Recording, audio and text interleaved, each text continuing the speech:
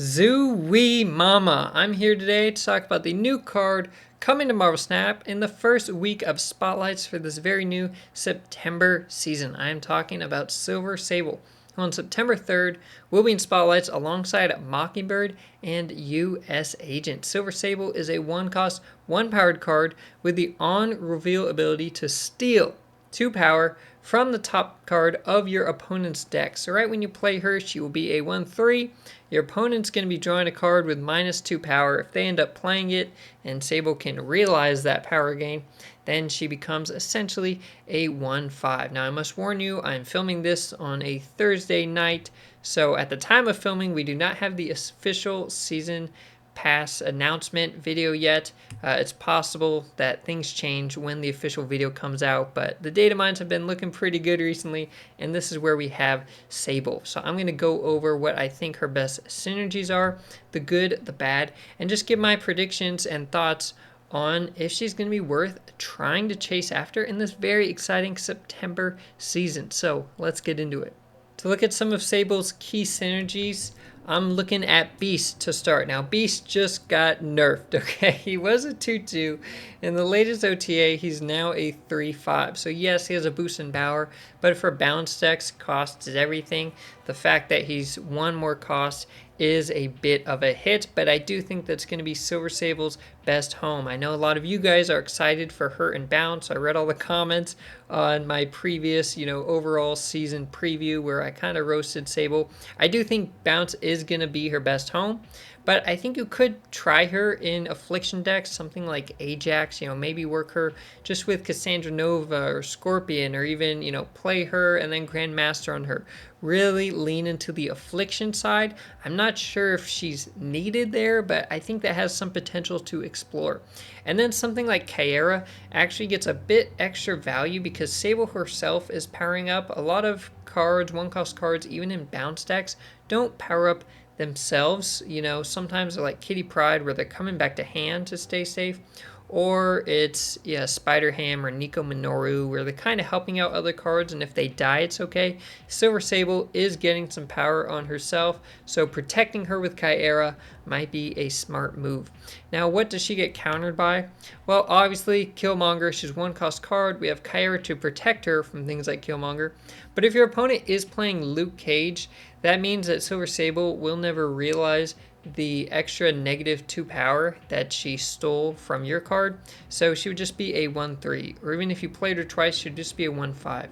And then she's gaining that power. Shadow King might just swoop in and take it all away. So definitely be on the lookout for that. Now to talk about the good and the bad for Silver Sable, we will start with the good. First up, she's cheap power. Okay, she's a one-cost card that if you play once, she's at least a 1/3, could be in effect a 1/5. If you manage to bounce and play a second time, then she's a 1/5 that could be up to a 1/9 if your opponent did play the cards that you stole power from. So just good, cheap power there. She sometimes will hit a key card for your opponent. If you hit a Brood, that's going to be nasty, okay? Even if you just hit a Deadpool in Iron Man. I mean, there are some really nasty hits if you get lucky. It's not going to be all the time, but it will happen from time to time. You can easily trigger her multiple times with Bounce, although Beast just got nerfed, as we mentioned, but just triggering her twice could, be really good value there. And then she may have some synergy with Affliction, okay? Now, in terms of the bad, well, if you just played late game, let's say you played her on turn 6 or even, turn 5 or 4, but your opponent doesn't end up needing to play the card that you stole 2 power from, then she's just a 1/3. Okay, she's just going to be 1/3 if you play on turn 6. And there's no other ability, it's just a flat 1/3, which is okay, but it's not really great or adding a ton of value. She is vulnerable as a 1-cost, she's powering up, all that power is on her, that is a bit risky. And I actually think she's best in non-flexible spots. When I talked about her previously in my full season preview video, I was looking at her as, fairly flexible 1-cost, and I think that was wrong. I think it's correct to look at her mainly just in bounce, and maybe some other things like Affliction. Although if you're trying to power up Ajax, you just need Hazmat. You don't need a full Affliction package. You can literally just put Hazmat Ajax in a deck to get Ajax really strong. Okay, but if you're going for a full Affliction deck, I think she could add some value there, but I think it's wrong to view her as super flexible, because then she's just a 1-3, sometimes 1-5, and Hydro Bob is better. Okay, so I think she's actually fairly niche. In the home, she can actually add a lot of value. I think she's niche. The only danger here is Sandman, who has been seeing a good amount of play recently. You know, he did take a small 1-power nerf, but bounce decks can have a bad day if you run into Sandman. So definitely keep an eye out for that. And overall, now when I look at her, and mainly in the scope, the lens of bounce decks, I don't think she's horrible, but we have a really good season. We have a really exciting season, okay? You may have heard me talking about Symbiote Spider-Man yesterday. That card is exciting, okay? Next week, the week after this, we have so many good things, okay? We've got Madam Web, exciting card. Aranya, exciting card. Scarlet Spider, exciting card. Like Silver Sable, maybe all right, but for this season, comparing to the other cards, it's a bit of a tough sell, in my opinion. If you're saving keys for some really interesting cards, she may not be on the menu for you, okay? It may be a bad season for her because she's the most boring card this season. So even if she ends up being decent, she may not be worth chasing after. And we'll talk about this more at the end. Here's my friendly reminder that if you are liking this video, to give it a like, hit that thumbs up, and subscribe to the channel if you have not already, because in addition to covering every single new card release in Marvel Snap, we also give a preview of the spotlights for the season, and I give my ratings on which ones I think are most worth chasing after, and I also keep a monthly Series 4 and Series 5 buy guide tier list video to help you decide how to spend your very precious resources. So to look at Sable's floor and her ceiling, her and her floor, or reasonable worse, is that she's only gaining +2 power. Okay, the -2 that you're stealing from your opponent is not realized. So your opponent draws the card and they don't need it, or you know, it happened on turn 6, so they never even draw it and they don't play it. So you never realize that extra 2 power gain, and she's just a 1-3 that does no other utility. You know, that's not horrible. It's definitely viable, but it's not super competitive. You would never really just play a flat 1-3 in your deck, okay? You would play a 1-5 Hydro Bob. So you really want to play her early, and you really want your opponent to have to play the card that she stole power from, so you can realize the extra 2 power. In terms of her ceiling, I think her ceiling is that you play her twice, okay? 3 times is a bit of a stretch. I mean, yes, it can happen, but realistically, you can play her twice, fairly consistently in a bounce list. You know, hit her with Falcon or hit her with Beast, and she's going to gain a +4 power herself, and she's going to be stealing 4 power from your opponent's cards. And if they end up playing that, or it kind of hurts their hand and they end up shifting their plays, and you know, you get benefit from that, she's essentially a 1-9. A 1-9 would be overpowered if you had that every game. I mean, that's really good. That's 2 more than the Ebony Maw, and you can play cards on her lane. You do have to commit more to it, but you know, it's a really nice ceiling for 1 cost. Overall, on average, I think you can expect to play her once, or if you do play her twice, you're not guaranteed that your opponent is actually playing the cards she's still power from. So on average, I think you can look at her as a 1-5. Okay, that is kind of bugging your opponent, hitting them with some minus power, right? Being a bit annoying to them. And maybe you get lucky from time to time. Again, hitting that Brood or that Deadpool or Human Torch could be really nasty, especially with these move cards coming up later this season. If you can hit a Human Torch, I mean, that could just kill your opponent's like full turn 6 Wombo combo they were going for. Okay, so you can get lucky there. So on average, I think we can look at Sable as a 1-5, and that's why I think we try to keep her in a bounce list where her range is actually going to be 1-5 to 1-9 most of the time. Okay, maybe sometimes it's 1-7 if your opponent played the first card she hit but not the second. I think bounce is really where we're bouncing between the average here and her ceiling. Okay, her ceiling really you're only hitting in a bounce list. So to no surprise, the first deck I have prepared for Sable is a bounceless. I do think this is her best home. We do have the newly nerfed but a bit more powerful Beast here alongside Falcon. Okay, we've also got Black Swan in here to just make things really cheap, okay? The Collector is another powerhouse, and so here we do have Rocket Raccoon. Okay, you can play him, trigger him, bounce him, play him again. He can become a 1/9. Silver Sable can essentially become a 1/9. I mean, the Hood will produce a demon. Maybe you play the Hood twice and you got 2 demons. We got so much power coming from 1 cost here. And then, even the Collector, Bishop, Hit Monkey can get pretty strong. So this is a bunch of, little cards, but they can end up being pretty mighty. Next up, I've got Silver Sable in the Young Avengers Zoo deck. Okay, this deck has been popping off basically ever since Kate Bishop and Marvel Boy have been released. It's just a solid deck. It just has solid power. We do have Kyera in here, and Silver Sable is going to like that because she is adding some power to herself, of course. She's getting the buff from Khazar, from Blue Marvel, and from Marvel Boy. Okay, so this is a way to keep the deck consistent, mainly in its, current form that often has Ant-Man in here. But with Silver Sable teched in, we may have a little less power on her than you would have on Ant-Man, but we are adding a bit of utility to hit your opponent's card. So again, you get some lucky hits. You might end up with roughly the same power, but you could get really lucky, and that's potential that other 1 costs just don't have. Lastly, I've got Silver Sable in a Cerebro 3 tech list, okay? So we're looking at Cerebro 3, which Silver Sable will meet the requirements of, as long as you didn't play her after hitting her with Bast.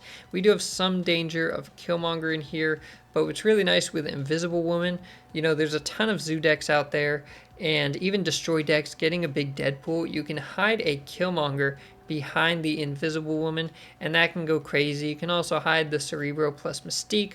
US Agent here, he's in spotlights right now, so it's a good time to pick him up as well. He can counter just these big hefty decks that you might run into.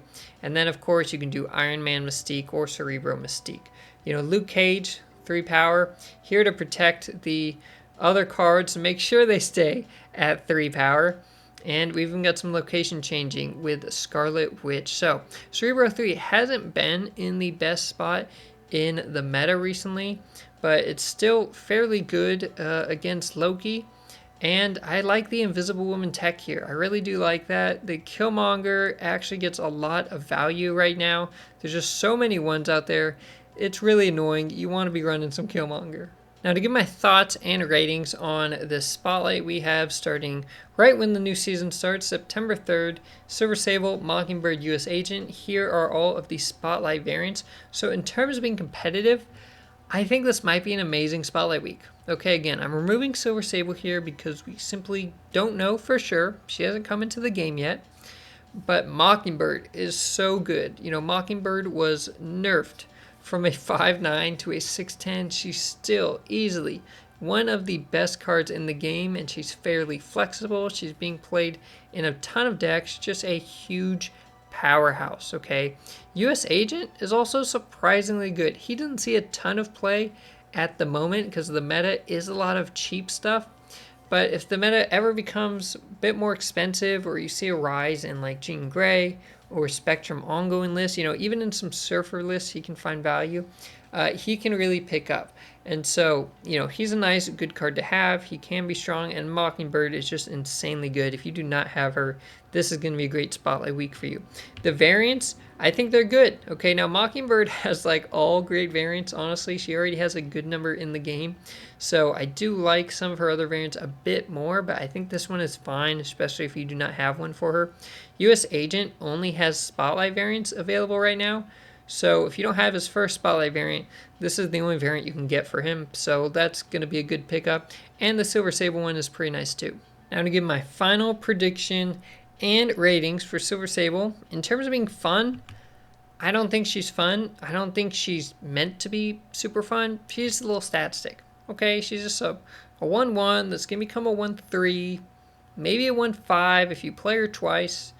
maybe a 1-7 if you played her twice and your opponent played the -2, and then a 1-9 if they played both -2s. It's just stats. It's just power. Okay, if she's seen playing a fun deck, it's because the deck is fun, not necessarily Silver Sable. So in terms of being flexible, I think she's okay. Again, when I originally reviewed her, I was looking her at a pretty flexible one-cost card that was very mediocre, because I don't think she's actually super competitive in a lot of homes. So I think if you're just keeping it to the decks that she's competitive in, she's actually not very flexible. Okay, so here I'm saying these are there's a pretty limited number of decks where she actually adds a lot of value. And in terms of being competitive, I have it going back between 2 and 3 stars here in terms of being okay or good. I think in bounce, she adds a lot of value. You know, if you're playing right now Hawkeye in bounce and or Rocket Raccoon, I think you can easily replace one of them, probably Hawkeye to start, with Silver Sable. Okay, or you can add in Silver Sable and have all 3 of them. Okay, just a bunch of one-cost powerhouses. I think that can add good value. Okay, I do think she's good for bounce. Outside of that, in Affliction, I don't think she's very needed. But also, if bounce isn't in the meta or it's just not in the best spot in the meta, then I think she's just okay. When bounce is really strong, really good in the meta, and again, we just had the beast nerf where we're going to have to wait and see. But if bounce is good, I think Silver Sable's good. Or if you're really good with bounce, some people are really good bounce players, then Silver Sable is going to be good. But if you're not a bounce player, then I don't think she's necessarily worth chasing after. Now, my recommendation is not just, oh, don't get this card. It's one, wait and see. Okay, we'll wait a couple days, see where she finds homes. If she's really good in bounce and you play bounce, great. If she's only really good in bounce but you don't play bounce, she doesn't have much value for you. Okay, but if she's good in maybe Affliction or some other decks, then it might be worth it for a majority of people, right? So it might just depend on your playstyle. If you're a bounce player, she looks really good. If you're not a bounce player, she doesn't look too enticing. And at the end of the day, as I mentioned, this season is stacked, okay? You cannot have any mediocre cards spending your keys on if you're really saving up for the fun ones this season, because we got Symbiote Spider-Man.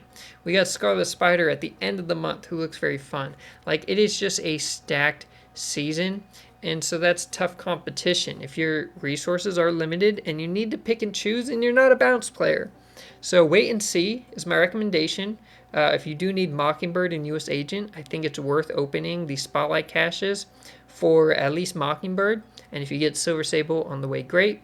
But, you know, we'll give it a couple days, see how she performs. If she ends up being just insanely good or makes bounce meta, then that could be really nice. So let me know what you think in the comments. If you think Silver Sable is only meant for bounce decks, or if you think she can actually be good in a few other homes, and what combos you're most excited to try her out with. And until then, stay positive. I'll see you next time.